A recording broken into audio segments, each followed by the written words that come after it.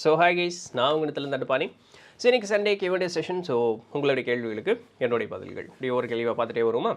So ரொம்ப நாள் கழிச்சு நம்மளுடைய சிவனடியார் ஜெகதீஷ் ஸோ அவர் வந்து ஒரு கேள்வி கேட்டிருக்காரு. என்ன அப்படின்னு சொன்னால், நம்மளுடைய இந்த journey of souls, destiny of souls எல்லாம் இருக்குது பார்த்தீங்களா, இந்த ஆன்மூலக பதிவுகள்லாம் பார்க்குறோம் இல்லையா. ஸோ அதில் பார்க்கக்கூடியதற்கும் நம்மளுடைய இந்த மாந்திரீகத்திற்கு உண்டான அந்த விஷயங்கள், ஸோ இது ரெண்டையும் கம்பேர் பண்ணி பார்த்தோம்னா ஒன்றுக்கு ஒன்று முரண்பாடாக இருக்குது இல்லையா. அப்படி முரண்பாடாக இருக்குது அப்படிங்கிறார். எப்படி அப்படின்னு சொன்னால், இப்போ நம்மளுடைய யோக வாசிஷ்டம்லாம் பார்த்தோம்னா எல்லாமே பிரம்மன் தான் அப்படின்னு சொல்லக்கூடிய அந்த பேச்சு சொல்கிறோம். எல்லாமே வந்து சக்தி ரூபமானது தான், இறைவன் அப்படின்னு சொல்லி ஒரு உருவம் கிடையாது, எல்லாமே சக்தி ரூபமானது தான் அப்படின்லாம் பார்க்குறோம். ஆனால் மாந்திரிக முறையில் பார்க்கும்பொழுது கடவுள்கிட்டருந்து வரம் வாங்கினதாலாம் வந்து நம்ம பார்க்குறோம். தாந்திரிக பயிற்சியிலெல்லாம் இன்ஸ்டண்ட்டாக ஒரு சில சொல்யூஷன்ஸ் எல்லாம் கிடைக்குது அப்படிங்கிற மாதிரிலாம் பார்க்குறோம். அது கொஞ்சம் கூட கன்ஃபியூசிங்காக இருக்குது. அகத்தியர் போல் இருக்கக்கூடிய சித்தர்கள் வந்து தியான முறைகள் கொடுத்துருக்காங்க, அதுபோலவே மாந்திரிக முறைகளும் கொடுத்துருக்காங்கல்ல. ஸோ இது எப்படி அப்படிங்கிற மாதிரி அவர் கேட்குறார். பிரம்மம் அப்படின்னு சொல்லக்கூடிய ஒரு வார்த்தையை நம்ம எடுக்கிறோன்னு வச்சுக்கோங்களேன். அப்படின்னா என்ன? ஏதுமற்ற ஒரு தன்மை, அதுவே எல்லாமாகவும் இருந்து ஏதுமில்லாத ஒரு தன்மையாகவும் எல்லா இடத்துலையும் எல்லாமாகவுமே பறந்து விரிஞ்சிருக்கக்கூடியது அந்த பிரம்மம். நீங்கள் ஏதோ ஒன்றுன்னு சொன்னீங்கன்னா அது பிரம்மத்திற்குள்ளாக தான் இருக்கும். ஸோ அப்போ அந்த ஏதோ ஒன்றுன்னு சொல்லக்கூடியது அந்த பிரம்மத்திற்குள்ளாக தான். அப்போ அதைவே நீங்கள் ஹையஸ்ட்டுன்னு ஒன்றை சொல்கிறீங்கன்னா அந்த ஒன்றுங்கிறதே அந்த பிரம்மத்துக்குள்ளாக தான் இருக்கும். ஸோ எல்லாமே அந்த பிரம்மம் அப்படின்னு சொல்லக்கூடியது, அதை தான் வந்து நம்ம இறைவன் அப்படின்னு சொல்கிறோம். இப்போ இந்த பேச்சுக்குள்ளே நம்ம போகிறோம் அப்படின்னு சொல்லும் பொழுது நமக்கு எல்லாத்தையுமே சமமாக பார்க்கக்கூடிய அந்த ஒரு கண்ணோட்டம் வந்துடும். அந்த கண்ணோட்டத்திற்கு போனால் தான் இந்த பூமிக்குள்ளே நடக்கக்கூடிய விஷயங்கள் எல்லாத்தையுமே புறந்தள்ளி, அது நன்மை தீமை அப்படின்னு சொல்லக்கூடிய எந்த விதமான ஒரு மாறுபாடான கருத்துக்குள்ளாகவும் போகாமல் எல்லாமே ஒன்று தான், பிகாஸ் எல்லாமே பிரம்மத்திலிருந்து தான் வந்தது. அப்போ எல்லாத்திற்குள்ளும் பிரம்மஸ்வரூபம் இருக்குங்கிறதை உணர்ந்து அந்த இடத்துலேருந்து பார்க்கும்பொழுது அவர்கள் அந்த பிரம்மத்தோடு கலந்து விடுகிறார்கள். இதெல்லாம் யாருக்கு இது யார் இந்த கண்ணோட்டத்திற்கு போவாங்க அப்படின்னு சொன்னால், பிறவாநிலை வேண்டும் அப்படின்னு சொல்லக்கூடியவர்களுடைய மனோநிலை மட்டும்தான் இந்த இடத்துக்கு போகும். சரிங்களா? அவங்க மட்டும் தான் அதை ஃபோக்கஸ் பண்ணுவாங்க. இதை விட்டுட்டு இந்த பூமிக்குள்ளாக நான் வாழக்கூடிய வாழ்க்கையில் நான் சரியாக வாழணும்னு நினைக்கக்கூடியவர்களுக்கு தான் இந்த மந்திரம், மாயம், மாந்திரிகம், கடவுளுக்கு உண்டான உருவம், தேவதைகள் அப்படின்னு சொல்லக்கூடிய இந்த பேச்சுகள் எல்லாமே வரும். அப்போ இவர்கள் எல்லாமே வந்து உண்மையிலுமே இல்லையா, இதெல்லாம் வெறும் பேச்சு தானான்னு கேட்டால் இருக்காங்க. ஆனால் ஞானியர்களுடைய கண்ணோட்டம் என்ன இருக்குது? இப்போ நம்ம தனித்தனியாக பிரித்து சொன்னோமே, ஞானியர்களுடைய கண்ணோட்டம் இப்படி தனித்தனியாக பிரிக்காது, எல்லாமே ஒன்றுலேருந்து தான் வந்தது, அப்போ எல்லாமே ஒன்று தானே அப்படிங்கிறது ஞானியினுடைய கண்ணோட்டம். நம்ம இன்னும் அங்கே போகலை. அப்போ நம்ம இன்னும் இந்த பூமியோட சம்மந்தப்பட்டே இருக்கோம். அப்போ இந்த விஷயங்கள் எல்லாமே நம்மளை பாதிக்கும். ஞானியர்கள் அது பாதிக்காது, நல்லா புரிஞ்சுக்கணும். சரி, இப்போ ஞானியர்கள் ஒரு ஹையர் லெவல் போயிட்டாங்க, எல்லாத்தையும் சமமாக பார்க்கக்கூடிய நிலை போயிட்டாங்க. இப்போ நம்ம இன்னும் அங்கே போகலை. இப்போ இந்த மாந்திரிகம் அப்படிங்கக்கூடிய விஷயங்கள்லாம் நம்ம பாதிக்குமா, அதெல்லாம் உண்மையாக இருக்கான்னு கேட்டால் இருக்குது. இப்போ இந்த பூமியில் நம்ம வாழ்ந்துட்டுருக்கோம். இந்த பூமியில் வந்து நிறையா செடிதலைகள் இருக்குது, மனிதன் உட்பட பிற உயிர்கள் அப்படிங்கிறது இருக்குது. இந்த மனுஷன் வந்து என்ன பண்ணுறான், இந்த மாதிரி இருக்கக்கூடிய மனுஷனும் பிற உயிர்களையும் தன்னுடைய இச்சைக்காக, தன்னுடைய செயலுக்காக கட்டுப்படுத்துவதற்குண்டான ஒரு வித்தையும் வழியும் கண்டுபிடிக்கிறான். சரிங்களா? இதுதான் வந்து இந்த மந்திரம் வைக்கிறது, மருந்து வைக்கிறது, மந்திரம் பண்ணுறது, மாந்திரிகம் பண்ணுறது, ஏவல், பில்லி, சூனியம் அப்படின்னு சொல்லக்கூடியது. நீங்கள் அவ்வளோலாம் ஹையாக கூட போகணுன்னு அவசியம் கிடையாது. அன்றாடம் சராசரி வாழ்க்கையில் நம்ம இதே வேலையை பண்ணிக்கிட்டு இருக்கோம். இப்போது ஒரு நாயாகட்டும், பூனைக்குட்டியாகட்டும், ஆடு, மாடு, பன்னி, கோழி என்னத்தையும் நீங்கள் வளர்க்குறீங்க. உங்கள் வீட்டில் குழந்தையும் இருக்குது, வீட்டுக்காரர் இருக்கார், வீட்டுக்கார அம்மா இருக்குது, எல்லாமே இருக்காங்க, அப்பா அம்மா இருக்காங்க, எல்லாம் இருக்காங்க இல்லையா. ஏய் அப்படின்னா டக்குன்னு ஒரு செகண்ட் ஸ்டன் ஆகிறோம்ல. இங்கே வாடா தங்கம் அப்படின்னு சொல்லி அது குடுக்குடுன்னு ஓடி வருது. இப்போ இதுவே ஒரு கட்டுப்படுத்துகிற முறை தானே. அங்கே ஏதோ சோதனமாக சுற்றிட்டு இருக்கிறத நம்ம இங்கே அதை நிறுத்துகிறோம், இங்கே வான்னு சொன்னால் கூப்பிட்றோம். இந்த ஒரு கட்டுப்படுத்தும் முறையும் கூட இப்போ நம்மளும் பயன்படுத்திக்கிட்டு தான் இருக்கோம். அப்போ வேறு வேறு முறைகளில் இந்த கட்டுப்படுத்தக்கூடிய முறைகள் தான் வந்து இந்த மந்திரம் பண்ணுறது, இந்த மருந்து வைக்கிறது, அதுக்கப்புறம் இந்த ஏவல், பில்லி, சூனியம் அப்படிங்கிறது. மருந்து வைக்கிறதுங்கிறது என்ன? நம்மளுடைய உடலில் இப்போ நம்ம காய்ச்சல் வந்துருச்சுன்னா ஒரு மருந்து சாப்பிட்றோம், நம்மளுடைய அந்த ஆன்டிபயோட்டிக் தான். அது வேறு ஒன்றும் இல்லை, நம்மளுடைய அந்த உடலில் வந்து அந்த செல்ஸை வந்து திருப்பியும் ரீஜென்ரேட் பண்ணி அந்த நோய் கிருமிகள் கூட அதிகமாக சண்டை போட வைக்குது. அப்போ என்னமோ ஒரு மருந்து உள்ளே போய் நம்மளை வந்து திருப்பி புத்துணர்வு பெற வைக்குது இல்லையா. இதுதானே மருந்தினுடைய வேலை. அப்போ என்னமோ ஒரு சேஞ்சை வந்து உடம்புக்குள்ளே நடத்துது. இதே தான் புத்தியும் சேஞ்ச் பண்ணுறதுக்கு உண்டான மருந்துகளையும் கண்டுபிடிக்க முடியும்னு சொல்லி நம்ம பெரியவங்க கண்டுபிடிச்சி வச்சுருக்காங்க. எதை வச்சு? இந்த பூமிக்குள்ளாகவே கிடைக்கக்கூடிய விஷயங்களை வச்சு. அரளி விதையை அரைச்சி குடிச்சதா செத்து போயிடுறோம் இல்லையா. அப்புறம் வேறு என்னத்தையோ அந்த விதையை அரைச்சி குடிச்சா பைத்தியம் முடிச்சிருமே, அது திருப்பி ரிட்டன் கொண்டு வர முடியும். மூளையில் வந்து அந்த செயல்பாடுகள் நடக்கும். சரிங்களா? அப்போ இதுபோல் இந்த பூமிக்குள்ளாக இருக்கக்கூடிய இந்த மூலிகைகள் வைத்து பிற அந்த மாதிரி இந்த உலோகங்களையும் கூட பஸ்பமெல்லாம் செஞ்சு அதெல்லாம் இது பண்ணலாம். ஸோ அதெல்லாம் அந்தளவுக்கு எனக்கு டீட்டெயிலாக தெரியல. இந்த மாதிரி வச்சு இந்த மருந்து வச்சு, அதுக்கு பேர் மருந்து வச்சு அவங்கள வந்து நம்மளை மயக்கிறது, இந்த வசியம் பண்ணுறது, இந்த மாதிரி விஷயங்கள்லாம் பண்ண முடியுமான்னு கேட்டால் தாராளமாக பண்ணலாம். பயாலஜிக்கலாக கெமிக்கல் சேஞ்சஸ் உடம்புக்குள்ளே நடக்க போகுது, அவ்வளோதான். மருந்து வைக்கிறது வேறு ஒன்றும் இல்லை. அந்த ப்ராசஸை ரிட்டர்ன் பண்ணுறதுக்கு வேறு ஒரு மருந்து கொடுத்தா ரிட்டர்ன் ஆகிருப்போகுது. விஷத்தை குடிச்சிட்டான், வேறு என்ன பண்ணுறது? விஷம் முறிவுக்குன்னு ஒரு மருந்து உள்ளே போகுது இல்லையா? இதை ஒத்துக்கிற மனசு இதையே ஒத்துக்க மாட்டேங்குது. அவ்வளோதான் லாஜிக். இது ஒன்று. இந்த ஏவல் பில்லி சூனியம் அப்படின்னு சொல்லக்கூடியதெல்லாம் பார்க்கும்பொழுது இந்த தேவதைகளை அழைக்கிறதுங்கிற பேச்செல்லாம் இருக்கு இல்லையா? இப்போ இந்த தேவதைகள் எங்கேருந்து வர்றாங்க? பூமிக்கு வெளியே எங்காவது இருக்காங்களா, இல்லை அது வெறும் கற்பனையா அப்படின்னு கேட்டால் இல்லை. நம்மளுடைய கண் வந்து ஒரு ஒரு வகையான ஒரு ஃப்ரீக்வன்சி அண்ட் வைப்ரேஷன், அந்த ஒளியினுடைய அலைக்கற்றை தான் பார்க்க முடியும்.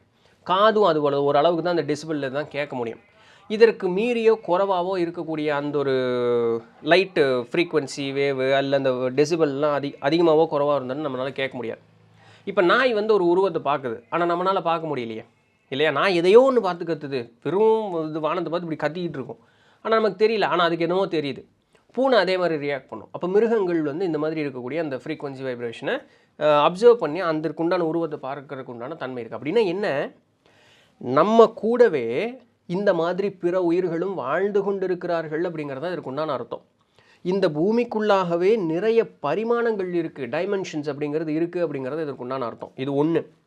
பூமிக்கு வெளியவும் இது போல் நிறைய உலகங்களும் பரிமாணங்களும் கண்டிப்பாக உண்டு. நம்மளுடைய பெரியவங்க பெரிய ஆட்டக்காரங்க.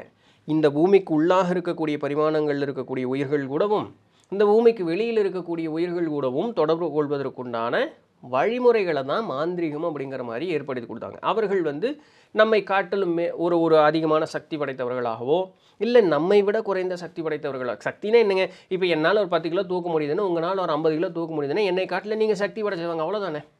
அப்போ நம்மளால் செய்ய முடியாத ஒரு காரியத்தை அவங்களால செஞ்சு முடிஞ்சதுன்னா நம்மளை விட சக்தி படைஞ்சவங்க அவங்க. என்னால் முடிஞ்சது, இப்போ என்னால் 10 கிலோ தூக்க முடியுது, 2 கிலோ தூக்குறவன்னா இப்போ என்னை விட அவன் குறைவாக சக்தி படைச்சுவேன். புரியுதா? ரொம்ப பூதாகரமாக என்னமோ பெரிய கான்செப்ட், ஆஹா ஓஹோங்கிற மாதிரி நினைக்கணும்னு அவசியம் இல்லை. அப்போ அவர்களை வந்து இங்கே அழைப்பதற்குண்டான வழி என்னென்னா, அதற்குண்டான பொருட்கள்லாம் கொண்டு வரணும். ஏன்னா அதிலிருந்து ஒரு வகையான எனர்ஜி இருக்கும், அதுன்னு ஒரு வகையான எனர்ஜி எமிட் பண்ணும். அப்போ அந்த ஒரு டோர்வே மாதிரி ஓப்பன் ஆகிறதுக்கு வந்து ஒரு சில மந்திர முறைகளும் இந்த மாதிரி பொருட்களுக்கு உண்டான அந்த எனர்ஜி முறைகள் நம்மளுடைய பெரியவங்க கொடுத்துருக்காங்க. இதுக்கு பேர் தான் மாந்திரிகம்னு சொல்லி. அப்போ அதை பிரயோகப்படுத்தும் பொழுது நேராக அந்த பர்டிகுலர் டைமென்ஷனுக்கு போகும். அவர்கள் கூட நம்மளால் தொடர்பு கொள்ள முடியும். ஒரு நல்ல மாந்திரிகவாதி பாருங்கள், எங்கே ஓடி ஆடிட்டா எல்லா காரியத்தையும் பண்ணிக்கிட்டு இருப்பார், இந்த மந்திரத்தை சொல்லிட்டாங்க இங்கேயும் சுற்றிட்டா பண்ணுறப்ப இல்லை. முழுமையான தியானத்தில் உட்காந்து கம்ப்ளீட்டாக ஃபுல் ஃபோக்கஸ்டாக ஒரே மனோநிலையோடு அவர் பண்ணுவார். அப்படின்னா என்னென்னா, அவருடைய 3வது கண் விழிப்படைஞ்சிடும் அந்த இடத்துல. அப்போ இந்த அடுத்த டைமென்ஷன் கூட இருக்கக்கூடிய அந்த ஆன்மாக்கள் கூட நேரடியாக அவர் தொடர்பு கொள்வார். அந்த பேச்சுவார்த்தை அப்படிங்கிறது நேரடியாக அவங்களுக்கு இருக்கும். அதாவது அவங்களுடைய விழிப்பு நிலை அப்படிங்கிறது அவங்க கூட இது இருக்கும். அப்போ அவர்களை அழைத்து அவர்களுக்கு உண்டான அந்த பொருட்கள்லாம் கொடுத்து அவர்கள் மூலமாக இவர்களுக்கு வேணுங்கக்கூடிய காரியத்தை செஞ்சுட்டு அவங்களை திருப்பி அனுப்பிச்சி வச்சுருவாங்க. சரிங்களா? ஒரு சிலர் நமக்கு கட்டி நம்மளால் இன்னும் பெரிய அப்படி கூப்பிட்ட ஆளை கட்டியும் வைக்க முடியும் நம்மளால். அப்போ இந்த மாதிரி விஷயங்கள் எல்லாமே பண்ணுறது தான் மாந்திரிகம் அப்படின்னு சொல்லுவோம். ஏவல் பில்லி சூனியம் அப்படிங்கிறது. இதை நீங்கள் நெகட்டிவ்னு பார்க்கணுன்னு அவசியம் கிடையாது. இதில் நல்ல விஷயமும் பண்ணலாம். ஸோ இது எல்லாமே எதை பொறுத்தது? பண்ணக்கூடிய ஆளை பொறுத்தது. அப்போது நம்ம கூடவே வந்து இருக்கக்கூடிய விஷயங்கள் எல்லாத்தையுமே எந்த அளவுக்கு எஃபெக்டிவாக பயன்படுத்த முடியும் அப்படின்னு சொல்லக்கூடியது தான் நம்மளுடைய பெரியவங்கள் இந்த மாதிரி கலைகளாகவும் வித்தைகளாகவும் நம்ம கையில் கொடுத்துட்டு போயிருக்காங்க. சரிங்களா? அப்போ அதை எப்படி பயன்படுத்துகிறோம் அப்படிங்கிறதா. இப்போ வந்து இந்த மாதிரி அழைக்கக்கூடியவர்கள் தான் வந்து தேவதைகள், தேவர்கள் அப்படின்னு சொல்லக்கூடியவர்கள். நம்மை போல அவர்களும் வேறொரு பரிமாணத்தில் வாழ்ந்து கொண்டு தான் இருக்கிறார்கள். அவர்களுக்கும் ஒரு ஆயுட்காலம் அப்படிங்கிறது உண்டு. அவர்களுக்கும் குடும்பம் குழந்தை குட்டியெல்லாம் இருக்குன்னு சொல்கிறாங்க. குரானில் வந்து ஜின்கள் வந்து குடும்பங்களோடு தான் இருக்கிறதாக தான் குரானில் இருக்கிறதா நான் என்னுடைய நண்பன் சொல்லி கேள்விப்பட்டிருக்கேன். யாராவது இஸ்லாமியர் அதை கேட்டிருக்கீங்கன்னா, நான் சொல்கிறது சரின்னா கீழே கமெண்ட் பண்ணுங்கள். அப்போது புரிஞ்சுக்கிட்டிங்களா? அப்போ நமக்கு இருக்கக்கூடிய மாதிரி தான் அவர்களுக்கும் ஆயுட்காலம் இருக்குது. அப்போ அங்கேயும் ஒரு பிறப்பு அப்படிங்கிறது ஒன்று இருக்குது. இந்த யாருமே பிரம்மத்தோட கலந்தவர்கள் கிடையாது, பிறவாநிலை அடைந்தவர்கள் கிடையாது. நம்ம இந்த பரிமாணத்தில் இருக்கோம், அவங்க வேறு ஒரு பரிமாணத்தில் இருக்காங்க, அவ்வளோதான். நம்ம 2 பேரும் கம்யூனிகேட் பண்ணிக்கிறோம். இதுக்கு பேர் தான் மாந்திரிகம் அப்படின்னு சொல்லக்கூடியதற்குண்டான ஒரு கலை அப்படின்னு சொல்லக்கூடியது. சரிங்களா? இப்போ இது எதையுமே குழப்பிக்கிறதே இல்லை. இவர்கள் அனைவருமே, நாமும் சரி, இதுபோல் வேறு பரிமாணங்கள்லையோ வேறு உலகங்களில் வாழக்கூடிய அனைவருமே பிரம்மத்திலிருந்து வந்தவர்கள் தான். அப்போ அந்த இடத்துக்கு போகணுங்கிறவங்க எல்லாத்தையும் சமமாக பார்த்துருவாங்க. அப்படியெல்லாம் இல்லை, நான் இங்கே இருக்கிற பொழப்பை நான் வண்டியை ஓட்டணும் அப்படின்னு சொன்னால் அப்போ இவர்கள் கூட சேர்ந்து தான் வாழணும். பிரம்மத்தோடு கலக்கக்கூடிய அந்த பக்குவமும் அந்த நிலையை உணர்ந்தவர்கள் அடைந்தவர்களுக்கு இந்த எந்த சக்தினாலே இவர்களுக்கு எந்த தொந்தரவும் வராது. பிகாஸ் அவங்க வந்து அந்த உடலும் மனதும் அந்தளவுக்கு பக்குவமாக இருக்கும், ப்ரிப்பேர்டாக இருக்கும். அவங்க நெருப்புலேயே கை வச்சாலே அந்த நெருப்பு சுட மாட்டேங்குது. பிகாஸ் நம்மளுடைய ஆதி கவனம் வந்து நெருப்புங்கிறது சுடுங்கிற கவனம் இருந்ததுனால தான் இன்றைக்கி வரைக்கும் நமக்கு நெருப்பு சுட்டுக்கிட்டு இருக்குது. அந்த பிரம்மநிலையை உணர்ந்தவர்கள் வந்து நெருப்பு ஒரு சக்தி ரூபமாக தான் பார்ப்பாங்க. நானும் சக்தி ரூபம், நீயும் சக்தி ரூபம். எப்படி நம்ம 2 பேரும் சுட்டுக்க முடியும்? தண்ணிக்குள்ளே தண்ணி கலக்கிற மாதிரி தான் அது இல்லையா? ஸோ அந்த மாதிரி அவர்கள் அவங்க வந்து ஒரு ஹையஸ்ட் லெவல் ஆஃப் அண்டர்ஸ்டாண்டிங், உண்மையை உணர்ந்தவர்கள், பிரம்மத்தை உணர்ந்தவர்கள்.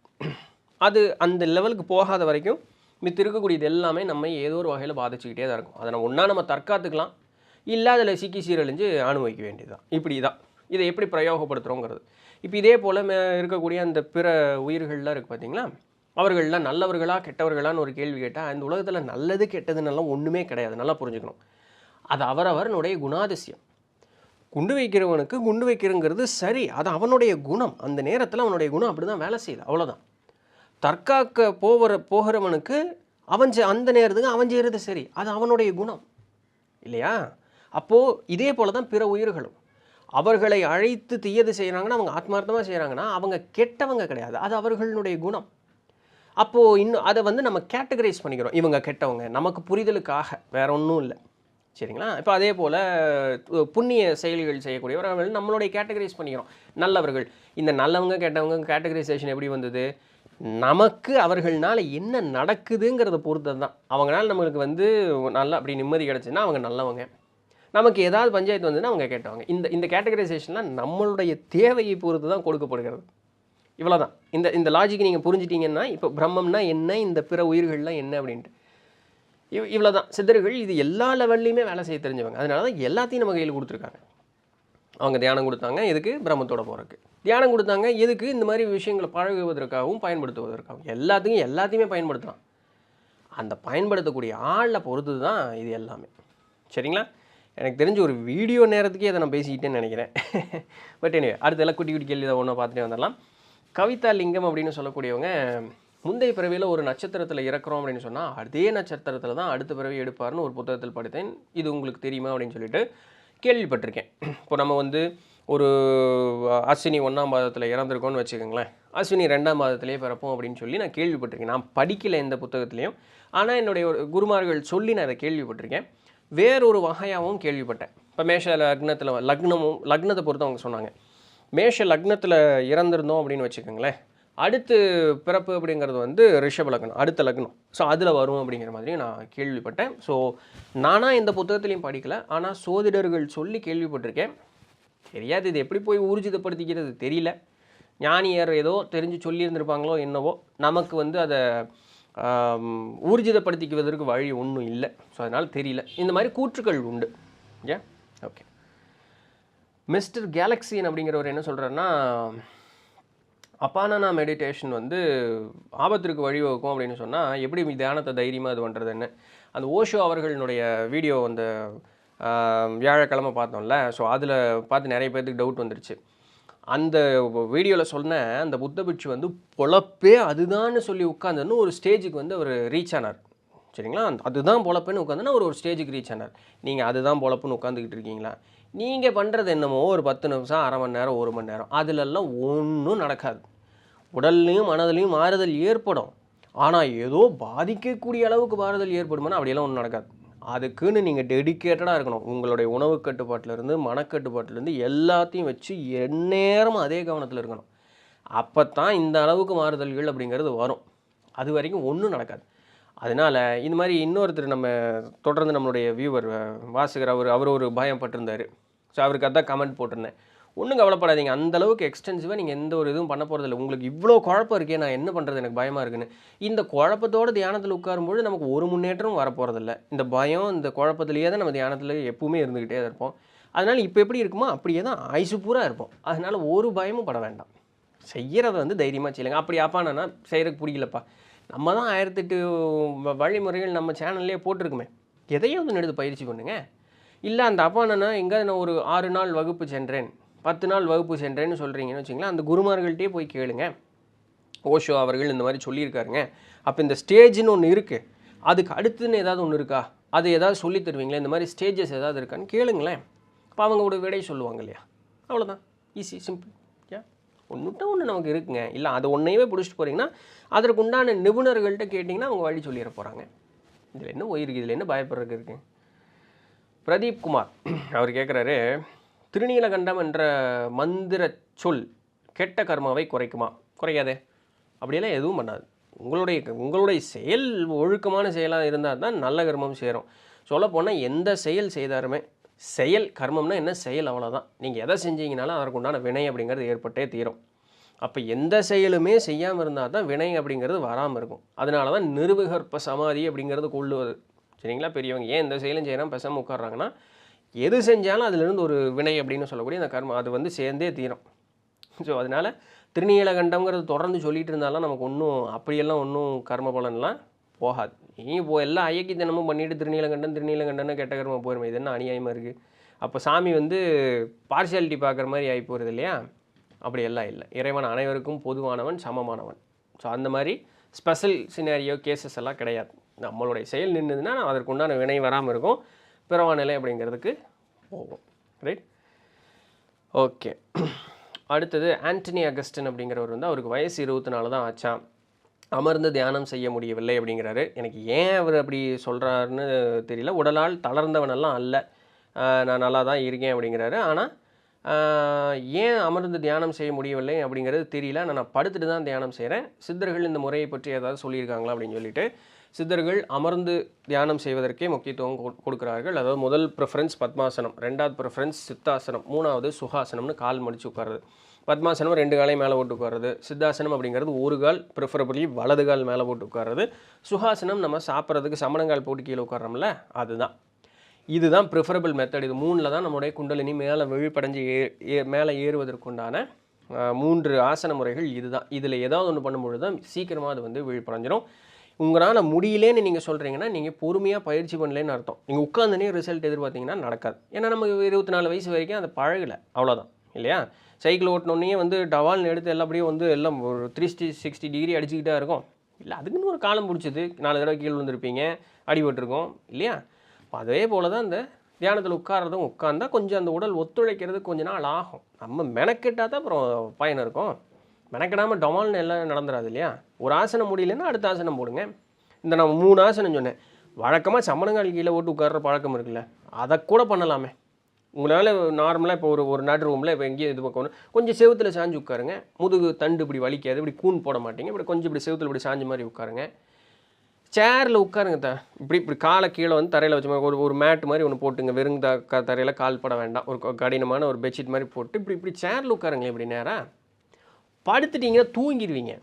படுத்துட்டிங்கன்னா அந்த குண்டலினியெல்லாம் மேலே ஏறாது. ஏன்னா அந்த கீழே அந்த மூலாதாரம் வந்து கொஞ்சம் இருக்கணும். அதனால தான் இந்த ஆசனங்கள் போடுவது. அப்போ அது இருக்கும் பொழுது என்ன ஆகுன்னா அது ஆட்டோமேட்டிக்காக மேலே எழ ஆரம்பிக்கும். கீழே செல்வதற்கு உண்டான வழி இல்லை. படுத்துட்டிங்கன்னா தூங்கிடுவீங்க. அது தியானமே இல்லை. அது நீங்கள் தியானமெல்லாம் முடிச்சதுக்கப்புறம் அந்த எனர்ஜி உடம்பு ஃபுல்லாக அப்படியே போய் அந்த ரிலாக்ஸ் ஆகிறதுக்கு அப்படியே பேசாமல் அமைதியாக படுக்கலாம். மற்றபடி எல்லா நேரத்துலையும் படுத்துட்டெல்லாம் தியானம் பண்ணிங்கன்னா அதனால் பயன் எல்லாருக்கும் வராது. பெரிய வித்தக்காரங்க, வித்தை தெரிஞ்சவங்க படுப்பாங்க, சமாதி அடைவதற்காக அதெல்லாம் படுப்பாங்க. அவங்களுக்கு ஈஸியாக இந்த குண்டலினி ஏற்றி இறக்கி ஓட்ட தெரியும், அவங்க ஈஸியாக படுத்துக்குவாங்க. நம்ம இன்னும் வித்தை ஆரம்பிக்கவே இல்லை, நம்ம போய் படுத்துக்கிட்டால் ஏதாவது இதாகுமோ? ஒன்றும் ஆகாது. அதனால் உட்காந்து பயிற்சி பண்ணுறதுக்கு உண்டான முயற்சி அப்படிங்கிறத எடுங்க. மனம் தளர விட வேண்டாம். எல்லாத்துக்கும் ஒரு காலம் பறக்கும்னு ஒன்று வரணும் இல்லையா? அதுபோல் தான் உடம்பும். எஸ், எனக்கு அவங்க பேர் தெரியல, யூசர்னு இது இருக்குது. ஏதாவது நமக்கு வந்து இந்த ஸ்பிரிச்சுவல் ஆன்மீக சம்பந்தமாக நமக்கு ஏதாவது ஸ்பெஷல் டேலண்ட் அப்படிங்கிறது இருக்குது அப்படிங்கிறத நம்ம வந்து தெரிஞ்சுக்கணுமா? ஒரு குரு அப்படிங்கிறது வந்து நமக்கு தேவையா? அவர் வந்து சரியான நேரத்துக்கு வருவாரா அப்படின்ட்டு என்ன ஸ்பெஷல் டேலண்ட்டுன்னு கேட்குறீங்கன்னு புரியல. ஆன்மீகம் அப்படிங்கிறது எல்லாத்தையும் சமமாக பார்க்கக்கூடிய அந்த ஒரு மனோநிலை அப்படிங்கிறது தான். இதில் என்ன போய் ஸ்பெஷல் டேலண்ட் இருக்குது அப்படிங்கிறது புரியல எனக்கு.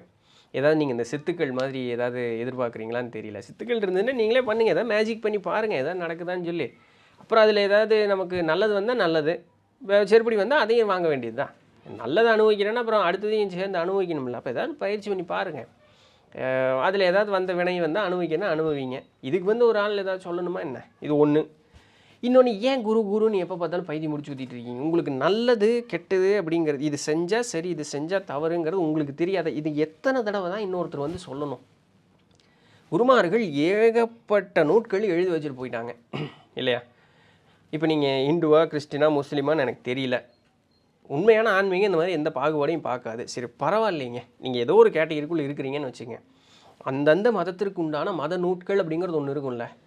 வெளிப்படையாக பார்க்கும்போது இது இப்படி சொல்லியிருக்காங்க அப்படி சொல்லியிருக்காங்கன்னு எல்லா பக்திமாக இருக்கிறத வெளிப்படையாக ஒன்று சொல்லுவாங்க. ஏதோ ஒன்று குறிகாட்டி அதை சொல்லுவாங்க. அப்போ நம்ம இன்னும் ஆராய்ச்சி பண்ணி பார்க்குறோம். அப்போ எல்லாம் சமம்னு ஒரு இடத்துக்கும் நம்ம வருவோம். அதற்கு ஒரு காலம் பிடிக்கும். இப்போ மனது அமைதியாக இருக்கும். பேசாமல் அமைதியாக உட்காந்துக்கு போகிறோம். இவ்வளோ தானே ஆன்மீகம் இல்லை. இதுக்கு எது குரு வேணும்? அவங்க எல்லாமே ஆல்ரெடி சொல்லி வச்சுட்டு போயிட்டாங்க. நீங்கள் எதாவது ஒன்று எடுக்கிறீங்க, கேட்குறீங்க, படிக்கிறீங்க அப்படின்னு சொன்னால் அதெல்லாம் யார் சொன்னது? அந்த குருமார்கள் சொல்லி வச்சுட்டு போனது தானே. அப்போ முதல்ல அவங்க சொல்லி வச்சுட்டு போகிறத படிக்கணும். அதை படிக்காமல் அதை பயிற்சி பண்ணாமல் ஒருத்தர் நேரில் வந்தால் தான் நான் வந்து குட்டிக்காரனை படிப்பேன்னு சொன்னால் அப்புறம் எப்படி? ஆயுசுக்கும் குட்டிக்காரனை அடிக்கவே மாட்டோம். அவங்க சொல்லக்கூடியது எல்லாம் முன்னாடியே உங்கள்கிட்ட கொடுத்து வச்சுட்டேன், நீ ஒன்றும் பண்ணாமல் ஒரு முயற்சியும் எடுக்காமல் ஒன்றும் பண்ணாமல் நான் வந்தால் தான் நீ உட்காந்துட்டு இருந்தேன் அப்படின்னு சொன்னால் இப்போ யார் பண்ணது தப்பு? குரானில் இந்த வாசகம் இருக்குது. யா லைத்தினி இன்னிக்கும் துந்துராபான்னு வரும்னு நினைக்கிறேன். முன்னாடி ஒரு தடவை சொல்லியிருக்கேன். யார் ஏவான்றனை ஒரு சிறிதரவு மண்ணாக படைத்திருக்கக்கூடாதுன்னு சாமி சொல்லுமா. இவன் போய் எல்லா உருவலோகத்தில் இருக்கிற எல்லா அக்கிரமத்தையும் அநியாயத்தையும் பண்ணிவிட்டு மேலே போய் சொர்க்கத்துக்கு போய் சாமி ஏன் தம்பி இப்படி பண்ணுனேன்னு கேட்டால், சாமி அன்னை நீ எனக்கு ஒரு மண்ணாக படைச்சிருந்தேன்னா நான் இத்தனை பிரச்சனைக்கு வந்துருந்துக்க மாட்டேன்ல. நீ வந்து பார்த்தி என்னை மனுஷனாக படைச்சதுனால இந்த பஞ்சாயத்துன்னா சாமி சொல்லுவாரான், டேய் நான் உங்கள்கிட்ட கொடுத்த அந்த புனித நூலான குரானை கொண்டு போய் இந்த உலகில் உயர்ந்த ஒரு மலையின் மீது வைத்தால் மலை வெடித்து சுக்கு நூறாக போய்விடும். அவ்வளோ ஒரு புனிதமான ஒரு நூலை கொடுத்துருக்கேன். நீ ஒரு வேலையும் பண்ணாமல் இப்போ எங்கிட்ட வந்து நீ மண்ணா படைச்சிருக்கனான்னு கேட்குறியா பிளட்டி ஃபுல் அப்படின்னு அங்கே ஒரு இது வரும்னு நினைக்கிறேன். தப்பு யார் மேலே இருக்கு? எதுக்கு குருன்னு பைத்தியம் முடிச்சு அலையிறீங்கன்னு எனக்கு தெரியல. சரி அவங்க வந்தால் இப்போ ஒரு கேங் சுற்றிட்டு இருக்கு, வள்ளலார் வந்தால் எல்லாத்தையும் காப்பாற்றுவார் அப்படின்னு சொல்லிட்டு. ஏன் அவர் முன்னாடியே சொல்லி வச்சிட்டாரு. சொல்லி வச்சதை ஏதாவது பயிற்சி பண்ணணுமா?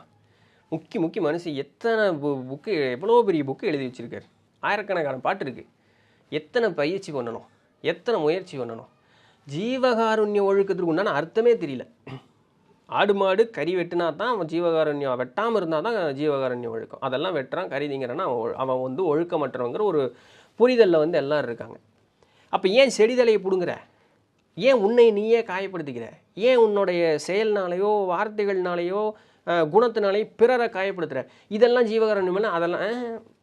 அதெல்லாம் இல்லை. ஆடு மாடு கோழி பன்னி இதெல்லாம் வெட்டுறதும் அதை சாப்பிட்றதும் தான் ஜீவகாருண்ய ஒழுக்கத்திற்கு புறம்பானது. இப்படி தான் இருக்காங்க இன்றைக்கி புரிதல். அப்போது எல்லாமே பெரியவங்க கொடுத்துட்டு போயிட்டாங்க. நம்ம எவ்வளோ முயற்சியும் பயிற்சியும் பண்ணுறோங்கிறத பொறுத்தது தான். இதெல்லாம் பண்ணி ஒரு நிலைப்பாடுக்கு வரும்பொழுது எல்லாரும் நமக்கு வந்து கண்ணுக்கு தெரிய ஆரம்பிப்பாங்க. சரிங்களா? அப்போது தேவை அப்படின்னு சொன்னால் அவங்கள்ட்ட போய் எல்லாம் சமமாக பார்க்கக்கூடிய மனோநிலை வந்ததுக்கப்புறம் உங்களுக்கு வேறு என்ன தேவை இருக்குது? குரு வேறு என்ன சொல்லி தருவார் நீங்கள் எதிர்பார்க்குறீங்க? இதைத்தான் சொல்லி தருவார். இதுதான் ஆல்ரெடி அவங்க எழுதி வச்சுட்டுன்னு சொல்லி வச்சுட்டு போயிட்டாங்களே. ஸோ அதனால் இந்த குருன்னு சொல்லிட்டு குரு பைத்தியம் பிடிச்சிட்டு சுற்றிட்டு இருக்காதீங்க. ஸோ அதனால் நமக்கு எந்த விதமான ஒரு பயனும் இருக்க போகிறதில்ல. நம்ம காலத்தை தான் விரயம் பண்ணிக்கிட்டே இருப்போம். குருன்னு ஊர் பூரா சுற்றிட்டு இருந்தால் கால விரயம் தான் ஆகிட்டே இருக்கும். அதனால் நமக்கு ஒரு நல்ல பயனும் கிடைக்க போகிறதில்ல. அவங்களாம் வருவாங்களா? தெரியுமா அவங்க வருவாங்கன்னு? இல்லை தெரியுமான்னு கேட்குறேன். தெரியாது. இல்லை அதுதான் சரி வருவாங்கன்னு இருக்குது. எப்போ வருவாங்க அதாவது தெரியுமா? அதுவும் தெரியாது. அப்போ ஏன் அதுக்கு போய் மெனக்கடாட்டி? இன்றைக்கி கையில் நம்ம அவங்க எழுதி வச்ச நோட்கள் இருக்கே, அதை படித்து நம்ம நிறைய ஆத்ம விசாரணை பண்ணலாமே. அதுலேயே நம்ம முன்னேறதுக்குண்டான வழி ஏகப்பட்டது இருக்குமே இல்லையா? அதுக்கு ஃபோக்கஸ் பண்ணுங்கள். நடக்குமா நடக்காதான்னு தெரியாத ஒன்றுக்கு போய் ஏன் இவ்வளோ மெனக்கெடு விடாட்டி? அதனால் குரு பைத்தியம் முடிச்சு சுத்தாதீங்க. எல்லாம் காசு பைத்தியம், பொண்ணு பைத்தியம், எல்லாம் நல்ல ஒரு குடும்ப பைத்தியம், இந்த மாதிரி நிறைய பைத்தியங்களோடு சேர்ந்து இன்றைக்கி இந்த குருங்கிற பைத்தியமும் சேர்ந்துருச்சு. குரு வேணும் குருன்னு அந்த பைத்தியமும் சேர்ந்துருச்சு. எந்த பக்கம் போனாலும் இந்த மாதிரி ஒரு பைத்தியம் இருந்துக்கிட்டே இருந்ததுன்னு வச்சுங்க நம்ம மண்டைக்குள்ளே, நம்ம ஒரு நிலை பெறவே மாட்டோம். ஸோ அதனால் இந்த பைத்தியத்தை முதல்ல இதிலிருந்து நீங்கி மன அமைதியோட மன ஒருநிலைப்பாட்டோடு இருக்கிறதுக்குன்னா வழியை பாருங்கள்.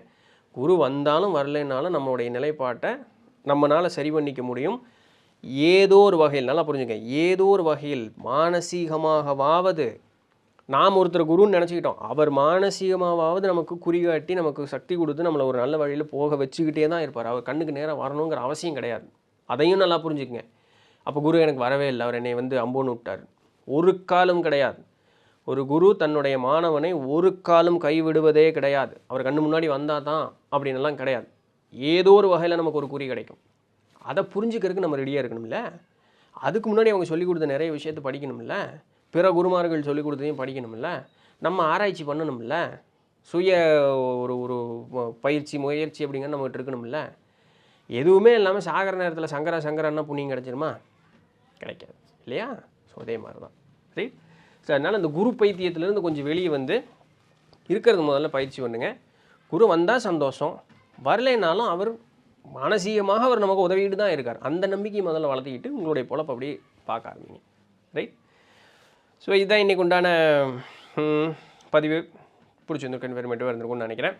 நாளைக்கு வேறு ஏதாவது ஒரு சுவாரஸ்யமான செயலில் சந்திப்போம். அது வரையும் தொடர்ந்து இணைந்திருங்கள். நான் உங்கள் தண்டபாணி. நன்றி. வெற்றிவேல்! வெற்றிவேல்!